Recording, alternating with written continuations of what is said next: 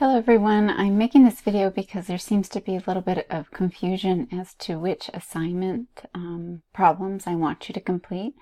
So when you log on, this is the home page that you're going to land on. And I hope you're taking time to read these announcements because I find that I am repeating information that's posted in the announcements individually in emails. So please make sure that you're taking time to read these. These should be sent to your email. Open them when you receive them, or when you log in, make sure that you go over all recent announcements to make sure you're not missing any information. Next, you are required to watch these introductory videos. They help give you a sense of what we're covering in each chapter. So please don't just skip over these videos. They are part of the course curriculum and the requirements around attendance for an online class. From here, I want you to select Begin Chapter 3. I understand that some students are just going straight to the assignments and completing assignments. And by doing so, you're omitting the bulk of the course curriculum, which includes lectures and demonstration videos. So when you select begin that chapter, again, you'll see a list of the learning objectives and a list of to-do items. And you are to progress through each page using this next function. So each section has a lecture, and I'm beginning to think that some students are skipping that, and the only reason I say that is because the mistakes that I'm seeing in the homework illustrate that you are not following the models provided in the lecture. So those are moments in which I can assess, which students are actually watching the lecture videos and which ones are not. If your homework looks significantly different from what I've modeled, then that is an indication for me to bring that to your attention. So I've done that in the comments for the homework for Chapter 2. And as you make your way through these lectures, then you will get to the learning check quizzes. And a side note on those, there are due dates for these learning check quizzes, and you can submit these late, but from now on, I've program all homework assignments and chapter quizzes to have an availability cutoff.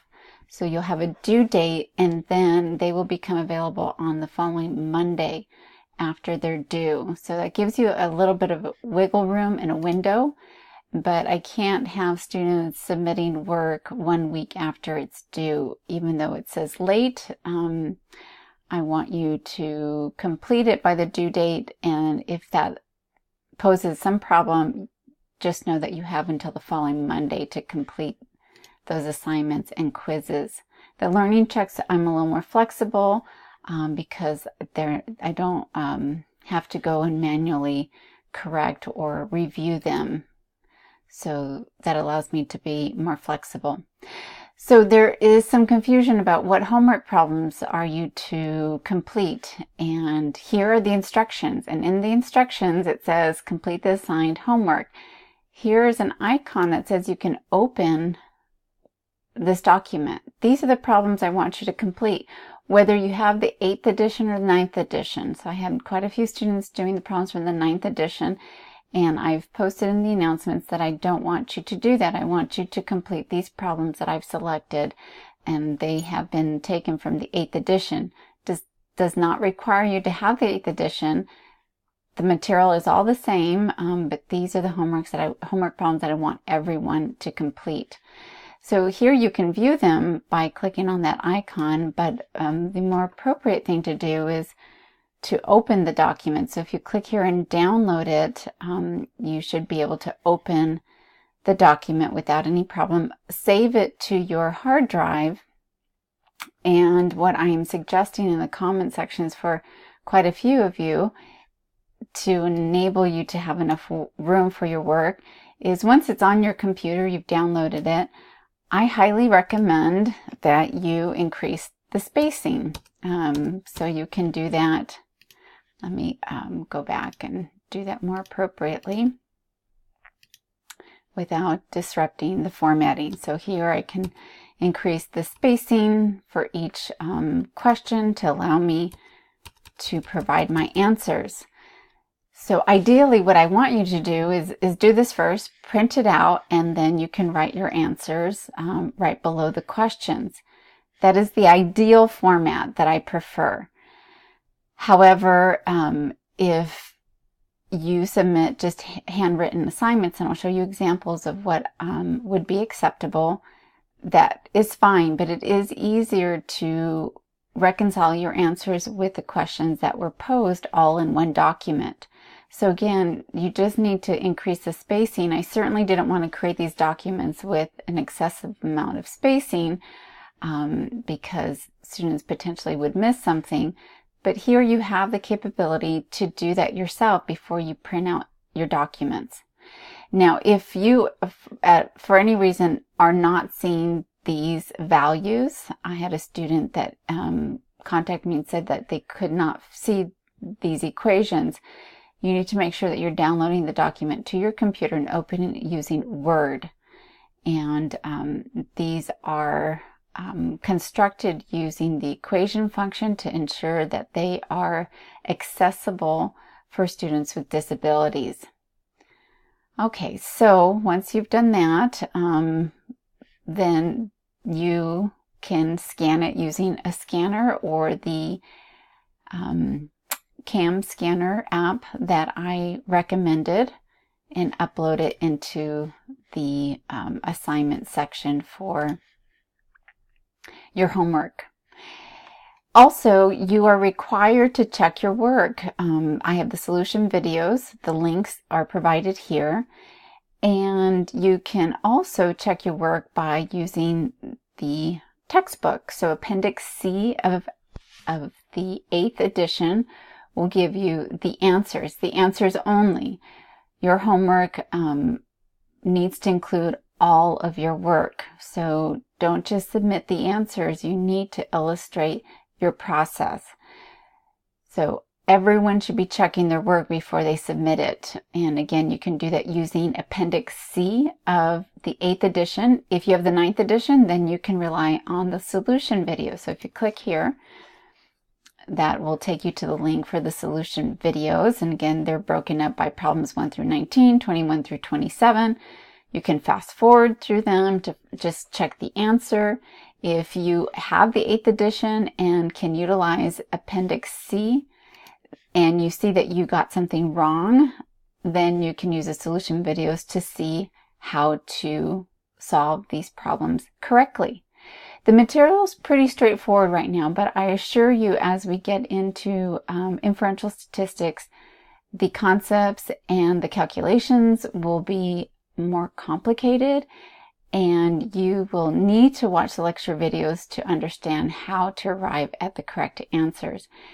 And your first try may not produce the right answer. That is why I have included the solution video so you can see that process. But everyone should be turning in homework that has been corrected.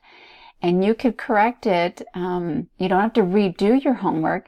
Just show the corrections on the document that you are submitting. So I'm not asking you to start all over. Just give yourself enough room where you can illustrate now that you have an understanding of how to correctly solve these problems. And once you upload it, then of course it'll be graded based on this rubric. So again, I want to stress the importance of using the problems that I've posted, the importance of checking your work and including corrections, and submitting the documents using some kind of scanner. Now this time I'd like to show you some examples of ideal homework. Now this student didn't include the problems, and it's okay. As the problems get more challenging, it will be difficult to use a Word document to solve the problems and show all your work. So this is fine, and this is very legible, and I appreciate that the student was very diligent in showing all their work and identifying what their final answers were. So this is perfect. I would prefer to be able to see the problem alongside with the solution, but I'll take this. And again, just illustrating that you can just do it on lined paper.